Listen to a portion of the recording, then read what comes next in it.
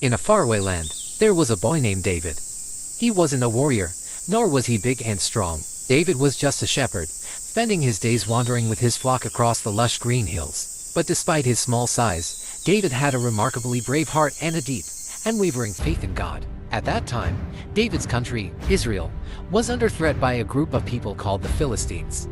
Among the Philistine army was a giant warrior named Goliath. He was nearly as tall as two men combined, wore shining armor, and carried a spear as thick as a tree trunk. Every day, Goliath would step out onto the battlefield and shout a challenge. "Is there anyone brave enough to fight me? If someone defeats me, we will retreat. But if I win, you will become our slaves." Everyone was afraid. Even the strongest warriors didn't dare to step forward. "Why isn't anyone fighting? We have God on our side," David exclaimed. When he heard Goliath's challenge and saw everyone trembling in fear, David was shocked. "Why isn't anyone fighting? We have God on our side," David exclaimed.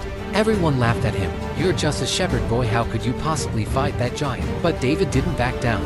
He believed that if God had helped him protect his sheep from lions and bears, then God would help him defeat Goliath too. David refused to wear the heavy armor. Instead, he took only a sling and 5 smooth stones he had picked from a nearby stream. David stepped onto the battlefield. Goliath let out a loud laugh when he saw the small boy facing him. "Do you think I'm a dog, that you come at me with sticks?" Goliath roared. But David was not afraid. He shouted back, "You come at me with sword and spear, but I come at you in the name of the Lord, the God who rules heaven and earth." David took a stone, placed it in his sling, and swung his arm quickly. The stone shot through the air like lightning and struck Goliath right in the forehead.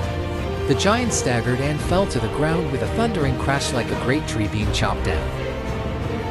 Both armies stood in stunned silence. Then the Israelites erupted in cheers. David had won not because he was the strongest, but because he trusted in God and had the courage to do what was right. From that day on, David became a hero, and later, he would become the greatest king in the history of Israel, King David.